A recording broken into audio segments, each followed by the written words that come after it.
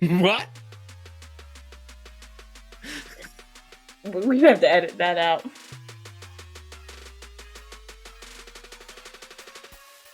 Welcome back, guys, to Down Once More podcast. That's Matt. This is Raley, and I am back. It's been a hot minute since I've been on Down Once More. Matt, I have missed you. I know you've missed me too. I know all of y'all have missed me because I'm very missable. But I've been back. I've been out for a minute or two or three or four. And Matt's been carrying the full weight of the pod, which makes him a rock star. But I'm back, and I'm so excited to be back. So today, we're going to talk about a movie that I didn't even know existed until very recently, but now I'm really glad I know it. It's called WEIRD, the Al Yankovic Story, which if you are familiar with Weird Al Yankovic, then you'll know who that is and what that's about. And so we're going to talk about that movie / I guess it's not really a musical. It's kind of a musical because it features Weird Al's music in it. But not technically a musical, but we're going to throw it in there anyway. It's like a musical biopic. It works. Yeah. It's basically Bohemian Rhapsody. Yeah. Basically, yes. Yeah, pretty much. So, Matt, how you been? It's been like a hot minute since we've been on here. It has. This is the first episode with both of us together in 2024. So that's crazy. I'm doing fine. I'm hanging in here. It has been crazy. The podcast has, I think the energy level of the podcast has been down like 4 notches without your energy to it. But we've lacked some feminine energy. Not sure that's a bad thing. No. Yes. I mean, no, I wasn't necessarily saying no to that. But I think there's definitely been weeks that it has been sorely lost. I have been taken to this year cheap methods of getting views and growing the podcast by reviewing musicals that I went to go see on national tours and then stripping. But no, but really doing I missed those reviews. episodes. Where are they? Are they like behind a paywall or They're something? behind a paywall. We can get sign up on the to? Patreon Okay. and you can get those. But it's smart. no, you need to make an extra bucks. That's the perfect way to do it. That's right. I missed them. I'm really mad that you did those without me. This is the new era of the podcast. But we started 2024 out with 40 YouTube subscribers, and we're now at 73 YouTube subscribers. So the cheap ploys have worked. Okay. And some people have been sticking around. I'm a little offended. That's where we're at. I'm pretty offended by that. Things. You almost doubled our subscribers without me. That's fucked up. Well, here's the thing. Most of the success I have to thank to Shrek the Musical. Because Shrek the Musical, they revamped it and they did the national tour. The second stop on the national tour was in Lincoln. So I went to it and did a review of that. And so the timing and everything worked out great that people were going and looking and they were curious about the new tour. I had one of the few reviews out there because of that. And then there were some of the cast members who shared the link and stuff like that. So that is at like a little over 3,000 views. So that's our highest viewed one. And then my review of the House of the Dragon season 2 finale just cracked 1,000 views. So I didn't watch that one intentionally because I have not watched the finale yet, and I don't want your spoilers. But yeah, I have intentionally not viewed that one. But it's one of those things. The killing it. Duality of man, because the last podcast episode has 2 views currently. So we're just into the broad spectrum. We'll either be in the single digits, the double digits, few hundred, a couple in the thousands, but quadruple digits. Yeah. I mean, I understand you guys just want to see Matt. And I will try really hard not to be offended by the fact that so many motherfuckers came to show up and look and watch the shit when I dropped off the face of the earth. I will try not to take that personally. No. But I'm super happy because that's amazing that you did that. Yep. And also, Brad's been phenomenal hopping in and out because he's super smart guy, and y'all's brotherly energy is fun to watch. Yeah, figure to give people something more than just me every week in there. And I think moving forward with the podcast, we'll see how it works. Probably try to do at least 2 episodes a month, you and I, like the old days, and then maybe have Brad pop in every once in a while, either the 3 of us or me and Brad on one of what would be the mini episode weeks, and then a solo one in there. I'm about my Broadway season that I have season tickets for is about to kick off in September. Dear Evan Hansen is the first one there. So I've got Dear Evan Hansen in September, Back to the Future in October, The Little Mermaid in November, and then Moulin Rouge is in January, I believe. And then I'm blanking on what the 5th show is, but those are the ones I got coming up. So there will be reviews of that on the pod, eventually. So those are that's like an epic lineup, dude. That's like not bad for little old Omaha to be. No, I'm actually quite impressed with the level of shows that you get there. Like they're the level of shows that I would expect to see in Miami or a big city. Omaha's not a small city, but I'm impressed. They're like, we want good shit too. Yeah. So you got some good shows there. Seen Hamilton how many times there? I've seen Hamilton 3 times. I saw it twice in Omaha and then once here in Lincoln. Beetlejuice is the 5th. I said Omaha, but I meant Lincoln. Omaha, I go to shows there too. That's where the Orpheum is. So the 2 big cities in Nebraska are where the Broadway national tours usually stop. Usually Omaha will get it one year and then Lincoln gets them the next year. So like Moulin Rouge. It's in Omaha last year. It's in Lincoln this year. Beetlejuice is the 5th show on the Broadway tour. There is also going to be Rent live in concert. So it's not the full play. It is with a full orchestra of Rent. So I am very intrigued at how that will be. Oh, and Annie. Annie was an add-on. So I got tickets to that. So I've never been intrigued by Annie. I guess I probably would like it if it was live, but that's one I've never really been too excited about. I've never seen it. So we'll see how that goes. Raley's camera went bye-bye. I don't know if it'll be on the recording or not.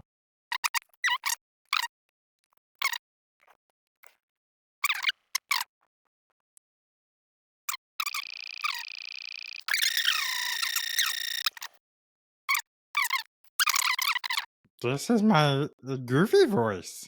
We are back. There were technical difficulties that will be edited out. Maybe a supercut because there was some hilarity that ensued will be after the credits. So stay tuned.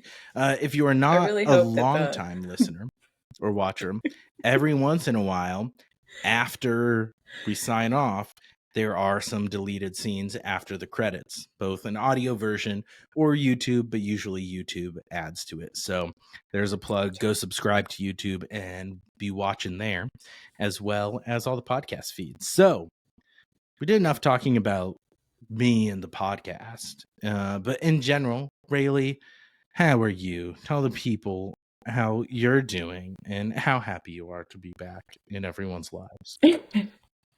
I'm doing very well now. I, as we stated before, had to take I had to take a step back from the podcast, and it was for some personal reasons. My life just had to come first, and I love this podcast, and I in no way wanted to leave it, but I also didn't want it to become a thing that got in the way of, or that interfered with getting some personal things together and getting my life in order. And so these are things that we talked about, you and I talked about when we first started the podcast, that we never ever wanted this to be anything but fun or anything but a joy to both of us and a happy thing that we look forward to doing, and that it could never in any way, we should never have it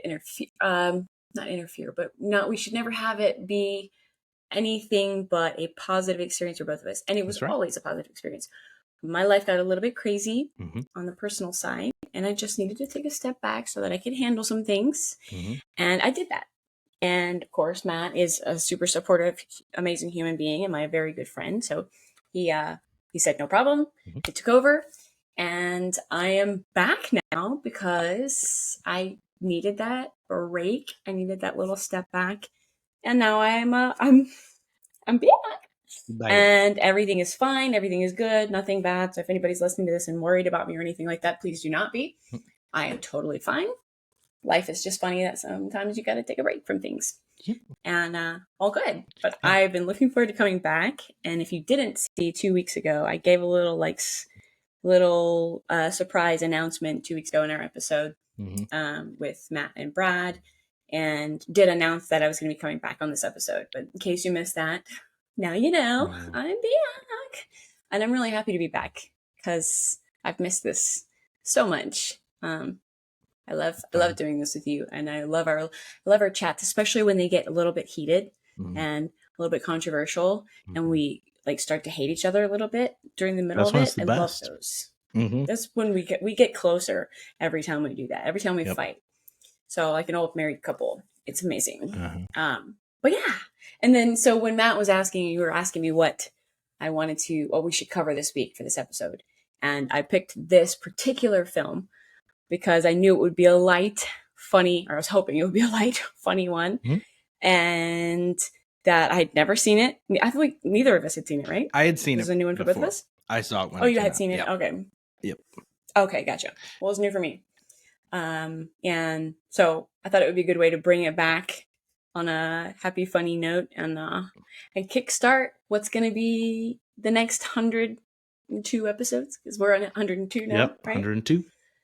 So yeah, I'm ready to get started. Let's do it. Let's do it. So in honor of this being the Weird Al Yankovic movie, this is about the closest I have to a Hawaiian shirt, and it does have dots on it. And it's not a Hawaiian shirt at all. No, but it's a short sleeve shirt that buttons, and it has dots on it. And closer, from what I remember, Weird Al does have a song about polka dots as well, but maybe not. Maybe it's just his songs about polka. I don't know. Here's the thing. Polka dots. Yeah, we're talking about, they're related. Like we said at the beginning, Weird, the Al Yankovic Story. It is a Roku original movie, so it's streaming on Roku for free with ads. You can also buy it digitally or rent it digitally now. But Weird Al Yankovic. Yeah, I watched it on Prime Video, and actually the renting for Prime Video is only like 65 cents. Oh, so nice. It ain't going to break the bank if you want to watch it on Prime. No. I don't have Roku, so Prime. Yeah. It stars Daniel Radcliffe as Weird Al Yankovic. And it's a musical biopic that's totally real. But this whole movie is a parody, like Weird Al Yankovic songs himself. It's kind of in the veins of Pop Star, if you've ever seen that, with Andy Samberg, another great parody of a musical biopic. Do you say biopic or biopic? How do you say it? It's technically biopic. I say biopic. I know. But is it biopic? I think it's technically biopic because it's a biographical picture. So but I always say biopic too. But I think it's technically biopic. Shit. I've been saying this whole time. I mean, I do too. It wrong. I'm a smart human. I should know these things. But that means like when I'm trying to have a really cool conversation with somebody that is really like knowledgeable in the industry, and I'm like, I believe that's a biopic. I could be like, this fucking bitch doesn't know shit. But here's the thing: don't take my word as gospel, because I also don't know shit. That's you don't know everything about everything? What do you mean? You're my source of wisdom for all things. But in true podcast with both of us fashion, I need to bunny trail it back to something else. I just started watching season 3 of The Bear because I was behind on that. And I'd heard that season 3 wasn't that great, so I wasn't in a rush to watch it. I really liked season 1. Season 2, I felt like had its peaks and valleys for me. And so season 3, I'm like 5 episodes in right now. And one thing in this episode that I was just watching was telling Tina's backstory. I think it's episode 5 of season 3 called Napkins. And she brushes her teeth because it shows every morning her morning routine, waking up, going through the cycle. She puts the toothpaste on her toothbrush and then runs it underwater to brush her teeth. And so what is your order of operations with toothbrushing? Do you get the toothbrush wet, put the toothpaste on, and then brush? Or do you put the toothpaste on and then get them both wet and then brush your teeth? It's an important question. I'm very complex in this area. I always toothbrush, water, put it in the water, wet it first, then toothpaste, then I wet it again. So I wet it with the toothpaste. It's double wet because that's who I am. Do you use what? Love things to be double wet. Good to know. Do you? I got you. What temperature of water do you use? I am a cool water girl. Okay. One of my best friends, may she rest in peace. She passed away very recently, a couple of years ago. One of my best friends from growing up, just like a wonderful human, drove me nuts because every time I would stay at her house, she would brush her teeth with like scalding hot water, like hot water. And so I would go to like turn it cold and she would be like, no, you have to put it hot because that kills more germs. And I'm like, bro, that makes a lot of sense. But also it's fucking weird. Like, why is it hot? That's fair. So what about you? Are you a wet and then toothpaste, or what toothpaste I do and then wet? And are you a hot or cold or cool? I put the toothpaste on and then I wet it with Listerine for extra germ fighting. I don't actually. Shut up. You do not. Okay, I was going to say, what the fuck? But now that actually seems though, it's like kind of a good idea. Right? It's killing germs on the toothbrush, extra man. freshness of breath. I'm going to try that now. What I actually do now, you're going to be in my head every time I brush my teeth. I'm going to be like, damn it, I'm going to have to put a Listerine thing. And then if I just use water, I'm going to be like, I'm missing my opportunity to get even fresher breath. That's right. And germ killing power.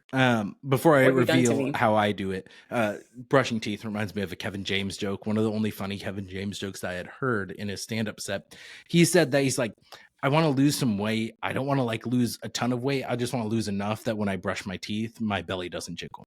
I thought that was funny. It was good. That's a good one. But I have literally never thought about that, but fantastic. It was good. Now another thing for me to think about when I'm brushing my teeth. I appreciate that. I wet the toothbrush first with cold water and then put toothpaste on and then just go right for it. That's my method. I don't do the double wet. Although, never mind. Not gonna go there. Do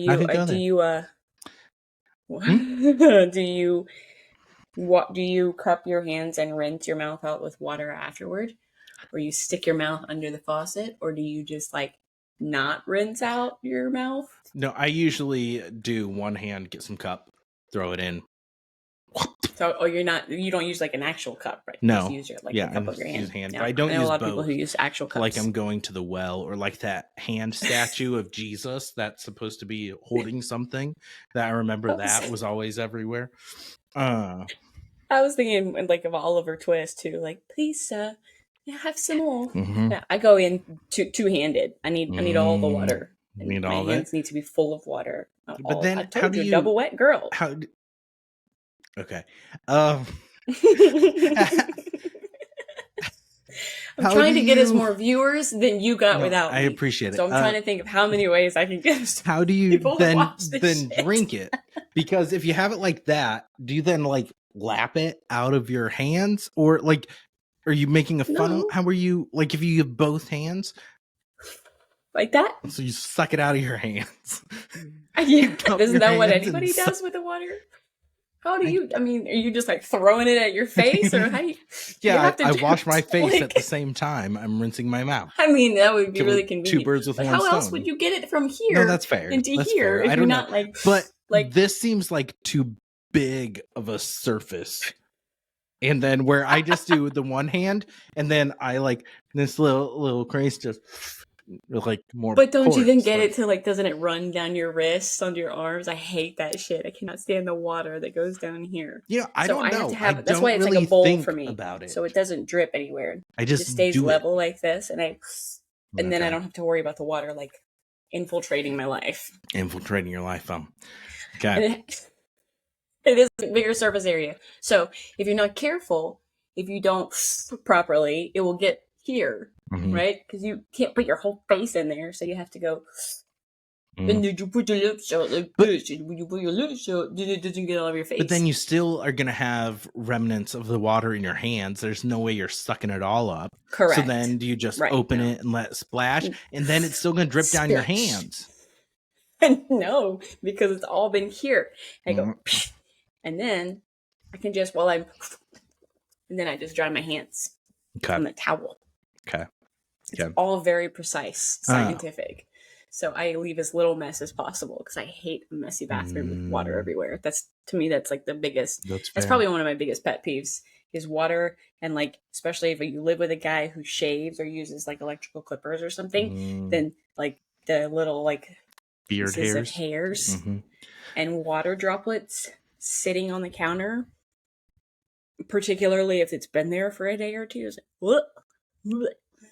See, I get blamed for the water spots on the mirror, and that's what I get tuned out for. But they're not from me. I'm always careful. So they're not at Are the you one violently upstairs spitting anywhere. your water? No, I don't. Now do you do this? My mirror shake in your the hands downstairs bathroom. No, if anything, I do a little flick into the bowl of the sink. Yeah, so it doesn't go up. Now, my mirror does have some because that's where I'll shave and stuff like that sometimes. So there are some on there from me, but I'm very careful when I brush my teeth because I've been chewed out for it too many times that I am aware and I am cautious. And then there's magically drops there. It's not from me. It's not from me, I swear. But where do they come from? Gremlins. Do you use an electric toothbrush? Because sometimes the electric toothbrush, if you take it out of your mouth and you haven't turned it off, it can be like, and like spray shit everywhere. I always turn it off in my mouth, and I am someone I cannot stand still and do something. I pace. I walk through the house while I'm brushing my teeth. I do it while I'm on the phone. I can't just stand there and be on the phone. 100%. But it's so weird. If I answer a call and I'm sitting on my couch, I end up like immediately standing, even if I was comfortable as hell on the couch. Now I'm talking on the phone. I had to stand. Yep. Must move. Yep. Yeah. It's fun. But anyways, Weird, the Al Yankovic story, the movie that we are discussing this week. We will talk. It was indeed weird. It was indeed weird. We're not going to go through the full breakdown, step-by-step recap. Here's what happened. Talk some general things, some things that stood out to us, what we liked, didn't like, all that fun stuff. So first off, what were your initial, first, what was your relationship with Weird Al before this movie? I wish my relationship with Weird Al was different than what it is. Because if I knew Weird Al in real life, I feel like even though he's a really weird looking dude, right? Not physically necessarily attractive. And Alfred Yankovic, if you happen to see this, please hear me for what I'm saying, okay? I have a huge crush on this man, like a huge crush. And I think that's why you've been talking about how much you like being wet on this podcast. I mean, I did just finish watching it before we turned this on. So maybe it's just like remnants from the last 2 hours of my life. I don't like remnants. I don't like remnants in that context. Did not like that. Not a fan. Let's not do that. Be careful. You're going to disconnect your mic again. Watch yourself. That shit was funny as fuck. Okay, sorry about the remnants, but if you a mental image. So, he is a very unusual man physically, but I think I'm just like super attracted to his genius and his comedy. I think that there's really nothing sexier about a man than a funny man, like somebody who's genuinely hilarious. And maybe it's because growing up, even before I knew about Weird Al, I was always making up lyrics to songs. Like it was just like a thing that I always did as a kid and have continued to do. So when he started getting famous for it, I was kind of like, oh my God, that's what I do too. Like we could totally be friends. And still a very odd looking man, but I have this weird this like celebrity crush on him. So the first thing I ever heard from Weird Al, because apparently it was not his first song, but he's had many songs before this. But the Pretty Fly for a Rabbi. I almost said Pretty Fly for a White Guy, which is the name of the actual song that he parodied. Well, I don't know. Maybe he wrote his first. That is the big question, right? That's the question. But that was the first thing I ever heard by him. And because the Pretty Fly for a White Guy was very popular at the time and we liked that song, then we heard that song and I was like, oh, he's hilarious. And then I went and listened to more of his music. And of course, I've loved him since. But I don't think I know, I'll be honest with you, I don't think I have a grasp on how many songs this man has done. Because I've listened to I'm familiar with maybe 10, maybe. Yeah. But I feel like he's got a lot more than that I just never heard. Because I never bought his albums or anything like that. I liked him from afar, but I didn't spend any money on him. Sorry, honey. He just released a single last month. He has a total of, let's see how many albums he has. 1, 2. How many? I would love to hear how many songs / albums this man has. 14 albums on Apple Music. 14 albums. So that's I don't know, maybe 10 to 12 songs per album. Yeah, I would say I can't over 100 math, songs. But that's a lot of, it's a lot. Over 100. And so I maybe know about 1/10 of them, right? Mm-hmm.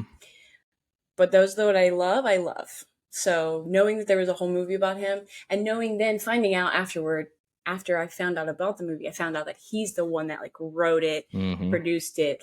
It was him doing it. So I knew it was going to be funny. Yep. And that was right.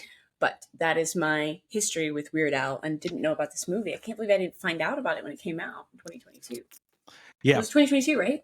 I think it was 23. What about Or maybe it was 22. Oh, was it? Was it that long ago? Time has been flying for me. So it was 22. You were correct. I know. I have no warp concept speed now. on It's things. Weird. We're in total warp speed since the pandemic. Yeah. No.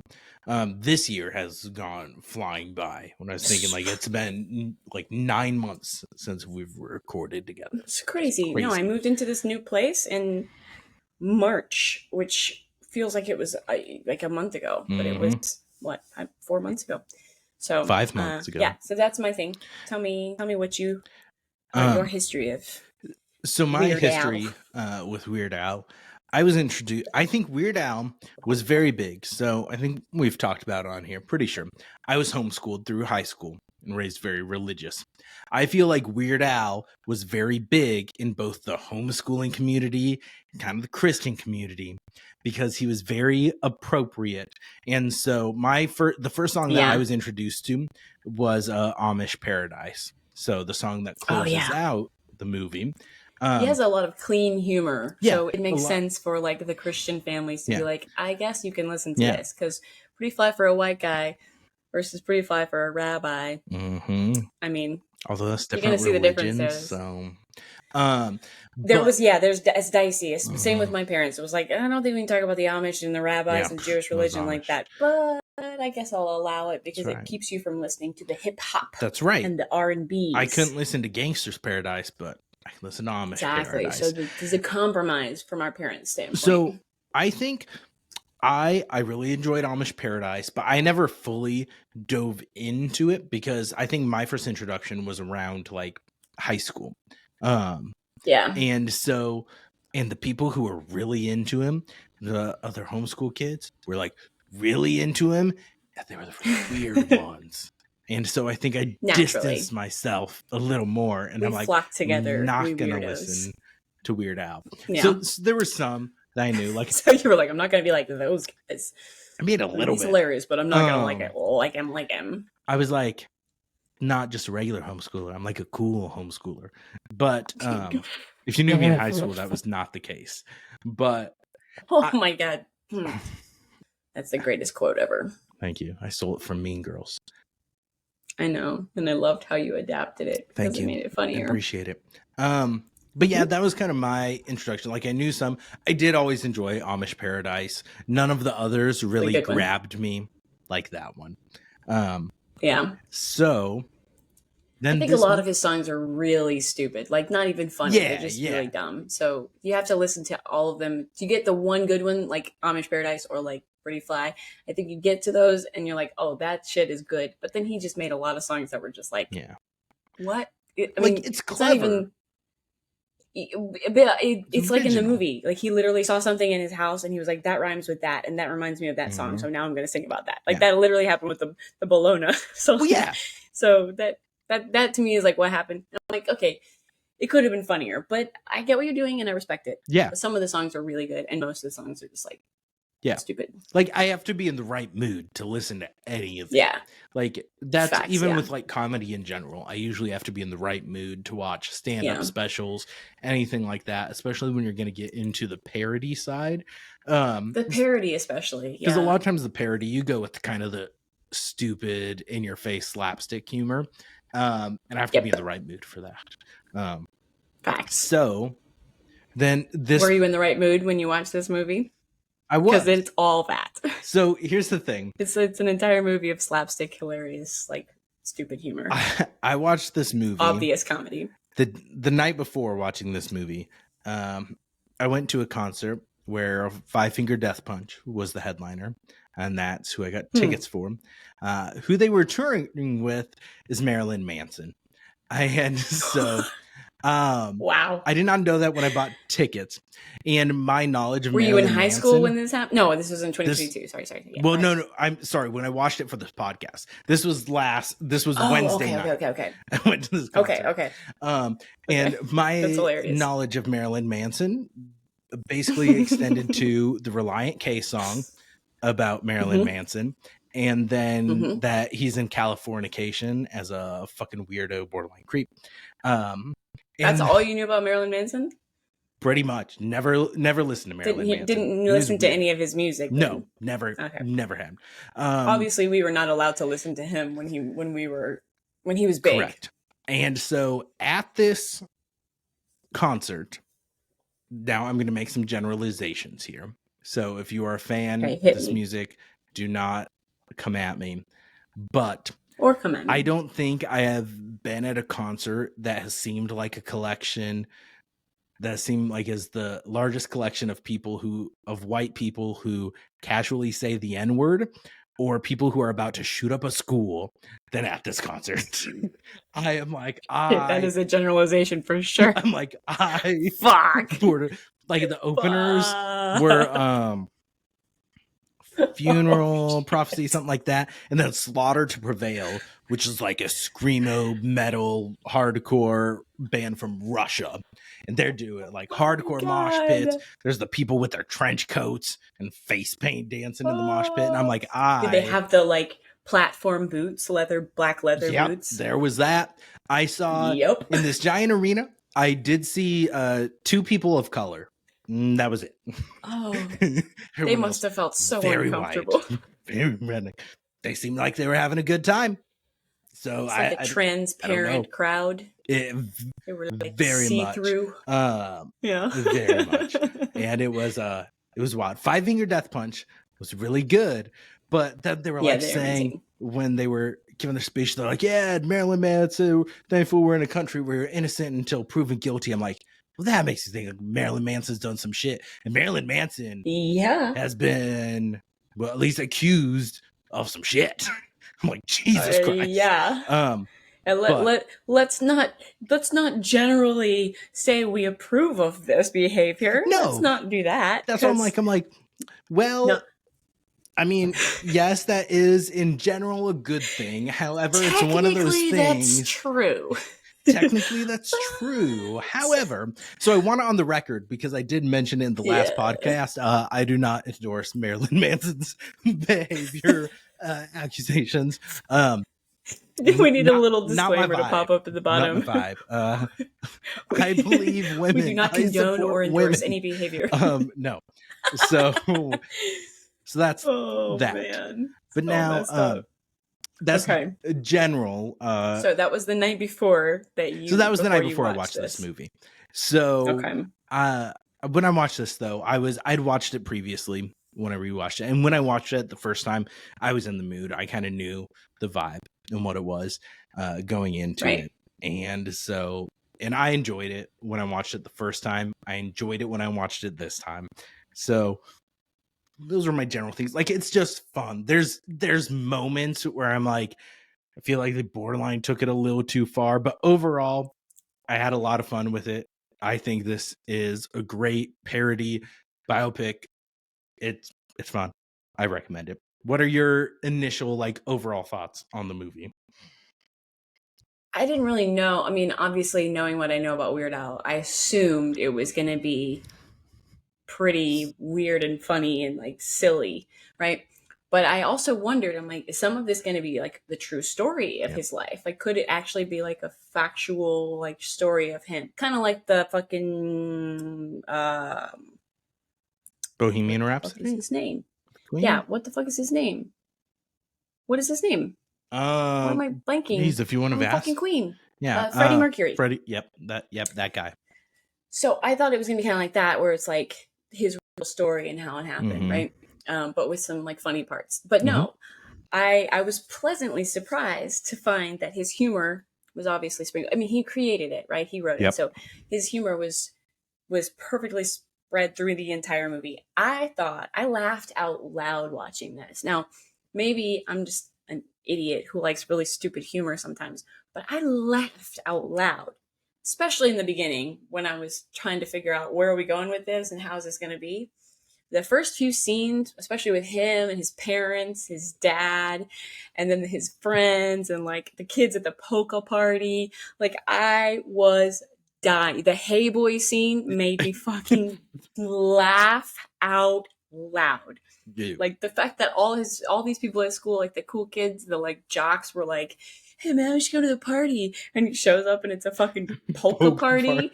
And they're could bring out the accordion. Whoa. And they're joking around this is amazing. You should play. And he's like, no, I can't play. And then he whips out this thing. And everybody's yeah. He's the cool kid at the party, which just made me fucking laugh.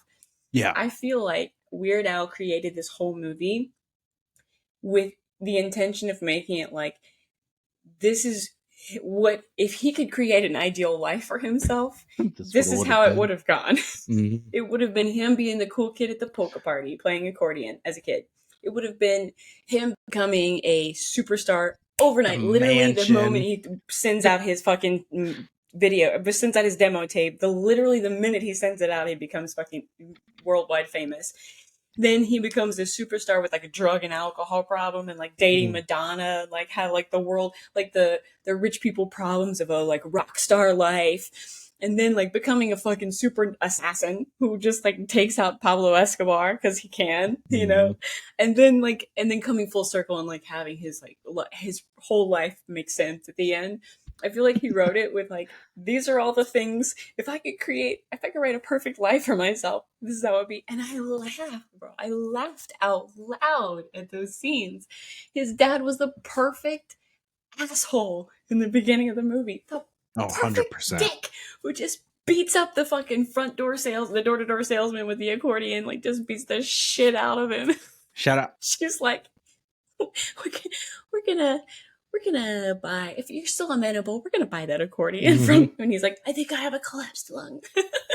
I dying. Dude, the cameos in this movie are insane. I was just about to say that. You took the Lin-Manuel Miranda is basically the second person you see in this. You see Daniel Radcliffe being carted in on a stretcher, and then the surgeon, and then he takes off his mask, and it's LMM. You have Rainn Wilson, good old Dwight from The Office as Dr. Demento. It is insane. You can't see this here. No, it's just white. You can't see my screen at all. But anyway, I wrote literally in that scene when they go to the fucking party at Dr. Demento's house, right? Oh, yeah. And he's introducing all these people. So I wrote literally, first or Lin-Manuel Miranda when he came on screen, but later, I was oh, Dwight Schrute. Oh, okay, cool. And then Weird Al himself is in this movie. He has his own cameo. He's a player. Yep. He plays the producer guy behind the desk who completely rejects. Oh, Forte's so good. And then I was oh my god, Patton Oswalt shows up in the crowd at the bar. What? What does that do? And then fucking Dimitri Martin is this guy. What's his name? I don't remember his name, but anyway, Dimitri Martin shows up as he's Tiny Tim. Thank you. And then Conan O'Brien shows up and he's fucking Andy Warhol. And then Jack Black shows up and they all have that one scene. That's it. They're all in it. you know how much money this man must have spent to get all those stars in one scene in the movie? I was like, oh, I was dying. So many good cameos. And that's one of those things. So good. And it's one of those things where I wonder too if like some of those people, if like Weird Al seems like someone that he just has a good relationship with people and people like him, that if like they might have just showed up and have some fun with it. Yep. Because Jack Black would have done that for sure. I feel like Jack Black was like, "Yep, I'm on board." Yeah. Done. Patton Oswalt too, just like, "Yeah, you want me to be a screaming guy at the bar? I can do that." Yeah. For sure. One day of filming, no problem. Yeah. It was funny, that scene they talk about Dr. Demento's party, because you had all these cameos from these actors and they were playing other famous people too. So it's like all these famous people at the party, like Salvador Dali, Alice Cooper, and they're John Deacon. Fucking John Deacon from Queen. Yeah. That David Desmalchian played him. It was John Deacon from Queen. The bass player in Queen. Oh, okay. Nobody knows. And they asked Weird Al to play Live Aid with them and play his Another One Rides the Bus with it. And they just like, our bad. Everyone's just cheering for him. Dude, Daniel Radcliffe is so good in this too. Because I think this was the first real thing besides Harry Potter that I'd seen him in. And he just is so much, you can tell he's having fun with it, and he's fucking jacked. Like, he got ripped for this. Like, good for him. But I was like, bro, again, another fucking ideal like thing that definitely Weird Al was like, well, if I was gonna rip my shirt off, I definitely would look like this. Yeah. He's up on stage with no shirt on, like just fucking 8-pack, perfect fucking chest and arms, and I was like, that's not what Weird Al looks like at all. Yeah. Well, and it's I'm into it. Daniel Radcliffe, though, like I had done some digging because I was curious that he did actually sing for the live takes of this movie, but Weird Al did dub over him. So it is Weird Al singing in his voice on there. But Daniel Radcliffe did learn how to play the accordion and is actually playing the accordion in it. Did he? That makes me so happy. Because Daniel Radcliffe, I could tell he was singing, but because you can see, like, when somebody's singing, you can see the veins in their like neck. It's like, but I knew it wasn't his voice. I'm like, it doesn't match him, and it sounds just like Weird Al. But does Weird Al do the voiceover narration too? I think no. He did, Diedrich Bader I had to do some soul search. Does the voiceover narration. Why didn't they have Weird Al do it? That's so funny. I think he wanted him. I think he shows up in the credits as grizzled narrator. Is how he shows up and how he's listed in the credits. Good old Diedrich Bader. That's perfect. But yeah. Man. Because Daniel Radcliffe is a singer. Like, he's a performer. He just... Is he? I've never heard him sing. What is it? Merrily We Roll On... What was the name of the play? The just won Tonys on Broadway that he's in with Jonathan Groff. And just won awards. I love Jonathan Groff. I don't think Daniel Radcliffe's performance won. The musical as a whole won. And then Jonathan Groff finally won. Tony. It was his first Tony win. So much deserved. So big Jonathan Groff fan. Yes, much deserved for sure. But I think I'm like you though. Daniel Radcliffe, he's been in other movies, and I think I've probably seen him in other movies, but nothing really stood out to me. He's been in a couple of things that were he was the lead character, but it wasn't like it was kind of like, that's Harry Potter doing something else. He never really stood out to me until now. And it was such a good role for him. Yeah. And I have to say, I really got to say this, and I do not like Evan Rachel Wood. I'm just not a fan of her. Yeah. She's a terrible actress, and a lot of, like, if you see her in True Blood, like, my God, she's in True Blood? Terrible. Yeah, she's the vampire queen of Louisiana, and she is like such a bad actress in that. But she has a beautiful singing voice, so I afford her the bad acting in, like, Across the Universe. And she sings in Frozen 2. She's the voice of like the most famous song in Frozen 2. So she has a beautiful singing voice, so I allow her that. But her acting is shit. But this role where she's Madonna, she did good. I thought she was good in Westworld. She was a perfect Madonna. Okay, she was good in Westworld. I will give you that. Yes, she was. Granted, she was the main character, and she was carrying the entire thing, and she had to be stiff. And for someone who's a stiff actress, it kind of works in her favor that she was playing a robot. Mm-hmm. But in this, I just am in love with her outfit that she's wearing in the second half of the movie, the white cut crop top and the blue jeans and the hair. I just was like, that I need that outfit. But she was so good at acting as Madonna, as a ridiculous Madonna, that I wrote something down from that scene, like the scene where they like hook up for the first time, and she comes over and like tells him, ask him if he's gonna parody her song, and then they hook up. I wrote down, all I could think about watching that whole scene where they're making out and stuff is that how much of it must have hurt him to film that with her, because he's not wearing a shirt. His shirt is open, his chest is open, like his chest is bare, and she's wearing so many fucking spiky things. Yeah. Like all studded belts and all the spiky things on her dress, and she's just rubbing up against him, and I'm like, oh my god, his poor fucking skin. It must have hurt so bad to film that with her. She's like a walking fucking spiky thing. Yeah. That's all I could think about. So, No, but fair. I love her in this. I think she did a fantastic job, and I just love the portrayal of Madonna overall. Yeah, that whole storyline I thought was fantastic about where they're talking about all the actual musicians that he parodies, that they then get the Weird Al bump or whatever they called it. And so then Madonna's right, the Weird Al bump, wanting to use him and get the bump on her music, which ironically right now Madonna has gotten the Matt bump because of Deadpool and Wolverine, because her song Like a Prayer is heavily featured in that, and it is a fantastic moment. And the choir version of Like a Prayer, they released like a Deadpool and Wolverine mini EP from Madonna, so it's got Like a Prayer, it's got a battle royal mix of remix of Like a Prayer, and then a choir version of it. Oh my god, that's hilarious. It's fantastic. That's awesome. And so I think that's the only Madonna song. I mean, I'm sure there's others that I've heard that I just don't know are Madonna. That's the only one that I've actively listened to. Oh really? Yeah. Not a fan of Like a Virgin. No, I know Vogue. I've heard that in Pitch Perfect. That's how I know Like Virgin. That was the first time I heard that. And in Moulin Rouge, right? Yeah, but I saw Pitch Perfect first, so that was the first time. Okay. But yeah, fair. We'll see. I will say I am at where Moulin Rouge was one of our more combative review episodes.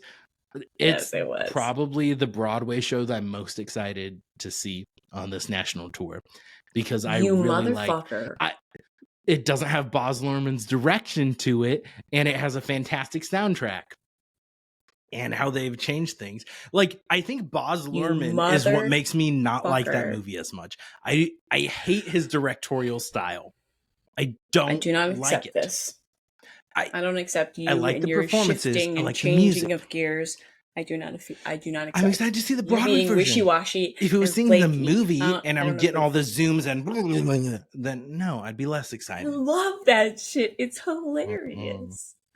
Anyway, we don't have to go back into Moulin Rouge now. But if you haven't seen our episode about Moulin Rouge, where we talked about Moulin Rouge, please go watch that, because we did not like each other by the end of that episode. And we were friends again soon after that. But we were pretty upset with each other. I was particularly upset with you because your opinion is stupid, and I think it's just garbage. And now you're gonna be wishy-washy and go, oh no, I like it, oh my god, which is, of course you are, because it's fucking amazing. I don't like the directorial style. Some of the musical notes, I enjoy it. Fantastic. One thing I have to call back. Thank you for coming to the dark side. Yeah. Okay, before we go further, one of the lines I thought was hilarious when they have the accordion salesman played by Thomas Lennon. I love Thomas Lennon. Show up, so good, and just making his pitch for the accordion, and then at one point he's like, "You're going to need a lifeguard because you'll be drowning in so much put." And then that's when the dad shows up, it's like beating it. What are you doing? It's like, yeah, that's true. I just like how they portrayed like we had the Polka World magazine, which looks like it's basically like a Playboy, like naked women like with a porn accordions magazine in the side. across Yeah, them. Playboy, exactly. And it was just, I loved how they portrayed that. I do have to give a shout out because I looked up his name, because the actor who played the teenage version of Weird Al, his name was David Bloom, and I thought he did an absolutely fantastic job, just like portraying him and his mannerisms in that role. I thought were so good. I thought he did a great job. So shout out to David Bloom. He did. But that was fantastic. And I like the little kid version of him too. I thought his little kid version was great too, where he was just like, he's like, when, his dad is like, oh, another kid died at the factory today. It got eaten by that machine. Anyway, son, if you're interested, I can pull a few strings. I can get an position open now. We can get you in the factory. The kid's like fucking 8. He's like, no, thank you. No, thank you. And they start singing Amazing Son, Grapes. Your father and I have discussed this, and we really just think that you should. We think you should stop being the person that you are. Yeah. We think you should stop doing all the things that you love and all the things that you're doing. Just fantastic parenting advice. Oh my God. The parents were the best. They're such a good part of this movie. I really loved this. I think it was exactly what I needed. It was like so stupid, but it actually was done well. Not so stupid that you're like, oh God, here we go again. The whole him turning into like the James Bond assassin, international assassin out of nowhere, just in a diner, just beating the dudes up. And he's got a bunch of like random like side guys coming out with knives, like out of nowhere. He's just fucking taking the towel and wrapping it around and kicking this guy's ass. And the big, huge dude comes out. It was such a typical like badass action movie character parody. And then the ding, order. Oh, so good. And walks out. I was like, yes. It's perfect. I loved it. How they set him up as like Weird Al being a bad boy in this, I thought was so good.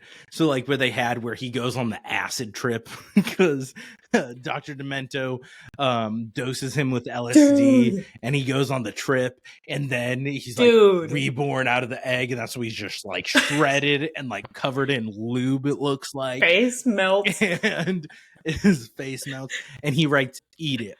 And then he gives it to the music directors, and it's like, this is his completely original song. They're just hammering home that he wrote himself. He's not based on everything. He fucking puts a cigarette out on Will Forte's hand, and he's just being a badass.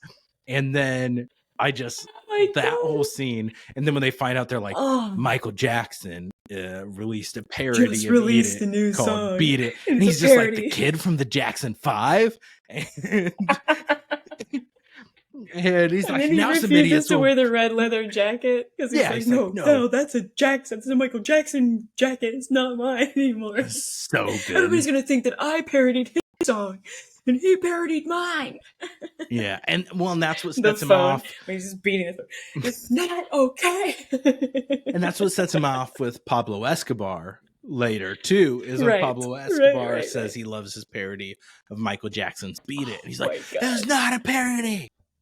It's an original." Can we talk about the actor? Can we talk about the actor who played Pablo Escobar? That was one of my favorite scenes in the whole movie, where he was like, "Oops, excuse me for kidnapping your lovely girlfriend, but to say if you maybe want to sing for us, it's the only way to secure you. Make sure you come to my birthday." It was good. He's like, just shoots the fucking shit out of it. Because that's the thing.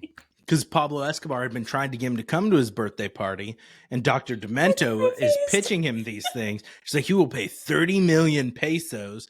And he's talking about all the stuff, because he's like, they want you to play the new Indiana Jones. And he's like, no, the new James Bond. And he said they want him to be the new James Bond. He's like, it won't be the new James Bond. I won't be the new Indiana Jones. I only do original things from here on out. Because he wrote "Eat It."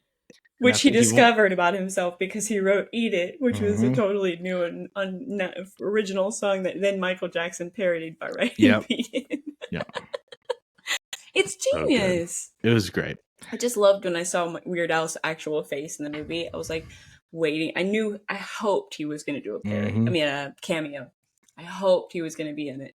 And of course he was. And he was the perfect character to be that guy, the producer who totally rejects Weird Al when he comes to him at first. And then when he comes back with the fucking eat it, it's like, yes, great. This is terrific. This is brilliant. It was great. And can we talk about his friends, his group of friends gave me life in this movie. Like, I watched his squad, right? His roommates that turned into his band. I watched them and I was like waiting for them to be dicks, you know, the typical like, we're cooler than you and you're stupid. And they were so fucking supportive and so sweet to him and like made his shit happen. I was like, I need friends like them. They're so great. I loved them. Yeah. I just wanted to hang out with them. They're like believed in him wholeheartedly. Like they helped him record in a bus station bathroom and like celebrated with him. Like, so good. So breaking good. Plates and everything. Yeah. You see him kind of flailing on stage when he's trying to play I Love Rocky Road at the biker bar. They come up, start playing backing tracks with him to help. He's like, yeah, you guys didn't tell me you could play. You sounded great. He's like, well, it didn't seem relevant until now. It was great. But I love this movie. This is one that I will watch again, for sure. Yeah. I will watch this one again, just for fun. Well, that's what he has. After the Pablo Escobar thing, has the realization with the voiceover and the narrator that family is what matters. So he goes back, works at the factory with his dad to try to please his dad, get someone killed. Casually murdered a dude. Casually murders a dude. By accident. Casual negligent homicide, no problem. And then his dad shows up and saying, like, I'm proud of you. This isn't you. And reveals he's wearing a Hawaiian shirt. Then you get the whole backstory about his dad growing up Amish and having an accordion, how that all went, and that his dad wrote Amish Paradise. And, and then he has, and then the ending of this is him at the awards. He's winning, what was it? Best artist, best single, whatever it was. It was something.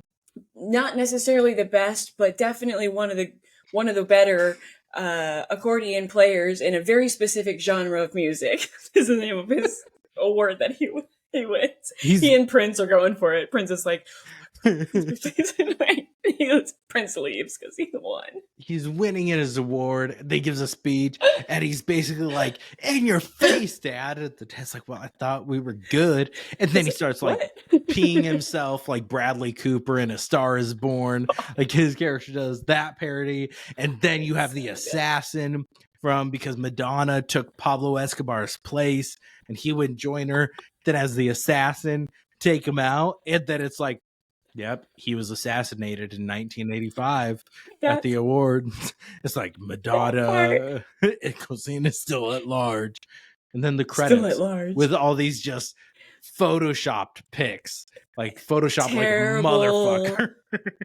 Like his face on a green screen of Madonna pictures and a green screen of him winning the award. It's like such a fucking terrible thing, but I loved every second of it. But because it's just him showing up in all the pictures of as if that really was his life, and like did you see he really was assassinated in 1985 by this random dude from Pablo Escobar's gang that's now run by Madonna. Like, did you see the mid-credits scene though? Oh, yeah, of course I did. Okay. You mean after the credits where she's like going with her fucking scar on her face, just going to visit his grave. And did you see his gravestone? It says Weird Al Yankovic, born, whatever, 1960, whatever, and then ate it, 1985. Yep. Oh, that was great. And then his zombie hand just comes up and grabs her arm. And she's putting the rose there. And then there was an original song about him being a zombie and coming back and all of that. Yes. That had, I think, 3 fake outs of the ending of the song was there. But that was another one. That, like, it's like, in this context, entertaining, funny. I'm never going to throw that on in the car. I'm just not. No, yeah. Not a good song that you jam to unless you're watching this movie. Yeah. Well, that's what like the My Bologna song, like that that did nothing for me. Like I never listened to that. That's what I mean. But in the movie, it's great. It's great. It's perfect. Like in this movie. I know, that's what I mean when I feel like there's a lot of his songs that he just kind of like looked around the room and was like I love lamp. Like, I'm going to write a song about lamp. Oh, what does lamp rhyme with? It rhymes with tramp. Okay, let me find a song about a tramp. Okay, now I'm going to write the song parody. Of course not. It'd be about camp. So. Of course. Naturally. Get your mind out of the gutter. We can't sing about tramps. Sorry, that is an offensive word to women everywhere. I do apologize to my sex. I don't know. I was at my parents' house this week. My mom had all these old books, and there was one about like Tramp for Jesus or Tramp for God by Corrie ten Boom, which was some lady who she wrote the hiding place that she like hid. Yes, I remember Corrie ten Boom. She was really big in my house. Everybody had talked about Corrie ten Boom a lot. But she also wrote her second book was apparently like Tramp for God or something. I didn't. I mean, maybe she was really loving Jesus. I think so.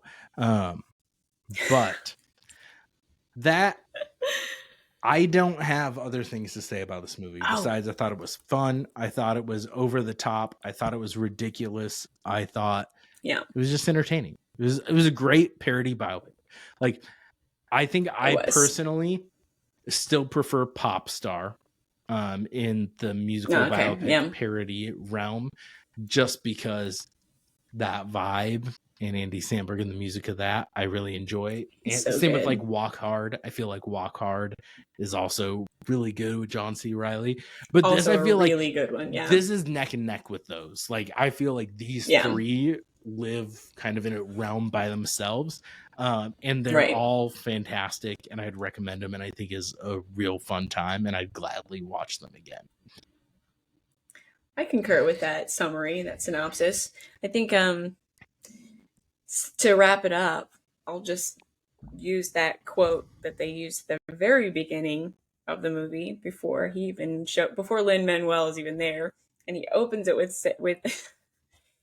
saying, "Life is like a parody of your favorite song.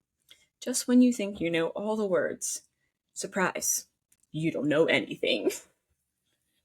Yeah. Perfect. It's good. It is exactly what life is like. It is. So yeah, I agree with you. I concur with your synopsis and your general take on it. I was pleasantly surprised by how funny this was. And I, who love stupid humor, but love for it to be good stupid humor and kind of have like a little bit of a snobbery when it comes to comedy. This one made me laugh out loud. And I didn't know how much laughing I was going to do going into it. I was pleasantly surprised by how funny this movie was. And it just strengthened my deep internal adoration and man crush on Weird Al for life. So if you're out there, Alfred Yankovic, look me up. Yep. We can chat. Yep. Weird Al. But I think it's a great movie, and I recommend anybody watch it. Yep. Yep. I agree. And then I can eat it. What? We have to edit that out. No, that I can't. That has to stay in. It would be too jarring if I edited that out. I need to stop. I can go away now.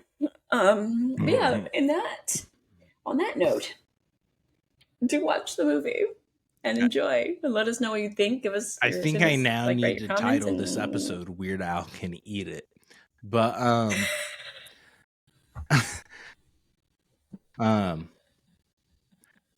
like that's like my duty as the producer of this podcast. Raley invites Weird Al to eat it, maybe. Why are you so good at making titles out of the shitty things that I say? It's 3 years producing this podcast. That works not in my favor. Although I'm just shaking the shit out of this camera, and because you are. My stand-up desk is at its peak, and so then I'm like moving in my hands, and I just wobble it. So sorry for the motion sickness, everyone watching. Wobble, baby, wobble, baby, wobble. Do you have any other last thoughts on this movie? I think I've said them all. Watch the movie. It's hilarious. Yep. You'll love it. I enjoyed it. I'm happy we did this one. It's good. You can pay to rent it for cheap and watch it if you don't want to do ads. Otherwise, you can watch it on Roku. And while you're at it, go watch Heather's the Musical on Roku too. That's where they have that. So we reviewed that as well previously. So go check out that episode. That has some of my favorite musical songs in it. But stay tuned. To sign us off. Yeah. Go ahead. No.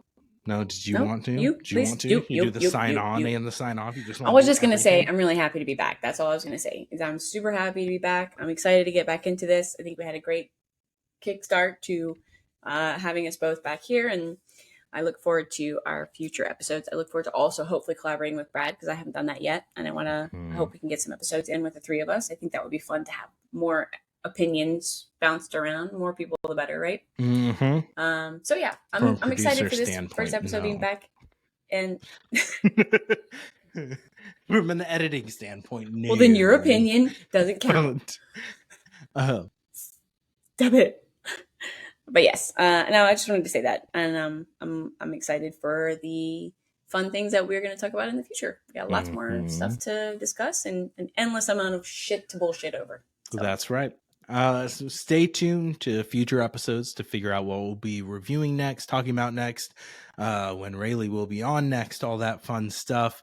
Very glad to have Raley back. It is always fun to have some fun banter and give each other shit and to go back and forth on this. That's part of what started the magic with this podcast and got it going in the first place. I think if it was just one of us on our own, it never would have gotten off the ground and we wouldn't have done it. So us two together kicked it off, and now we're in year 3, over 100 episodes in, and we're still having fun with it, making zero money but having fun, and that's what it's all about. So we have jobs, and that's all thanks to you all as well. So thanks for watching, listening, tuning in. Make sure you subscribe on YouTube, like, comment, share. Same with podcast platforms. Download it on podcast platforms. Follow us there. Subscribe. Instagram, head over there. The X page is officially dead because fuck X. It's annoying as shit. And X it has is gone stupid. to hell. Nobody should support that platform. So don't follow us there. The account's there. We haven't posted there in I think in 2024. So Instagram's the one where it's at, Facebook as well. And then if you're an old person, then go to Facebook. And then here, like I said, rate, like, comment, share, subscribe. Thank you all. We will be back for more shenanigans and fun next week. So hope you enjoyed this review. Go watch Weird and then watch this. Tell us your thoughts in the comments, what your favorite Weird Al song is, what your introduction to Weird Al was in the comments. And now I'm going to close out the longest exit ever and say thank you all. And don't forget to go down once more. Later.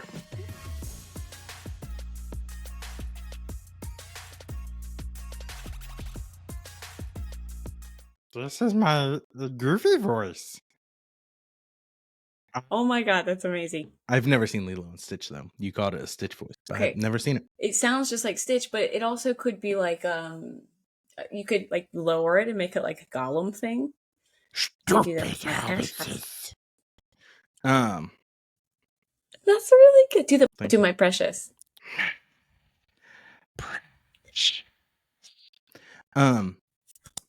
That's good. The one impression I used to be able to do really well, I don't know if I still can because I haven't done it in a while, was the Heath Ledger Joker. My father was a drinker and a fiend. And one night, he goes off crazier than usual. Mommy took the kitchen knife to protect herself. He didn't like that. Not one bit. So, that's, yeah. Oh my god! You sound like, if I close my eyes, you sound just like him. Thank you. The only thing you're lacking is you gotta lick your lips a little bit more. That thing.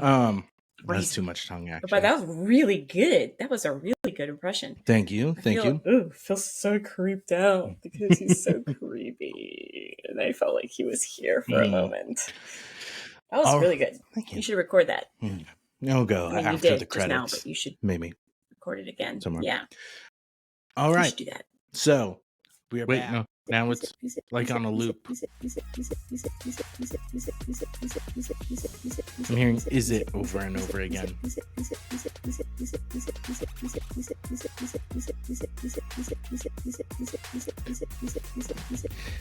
It's going now, but now it's starting. It's looping. Yes, no, yes, no, yes, no, yes, no, yes, no, yes, no, yes, no, yes, no, yes, no, yes, no, yes, no, over and over.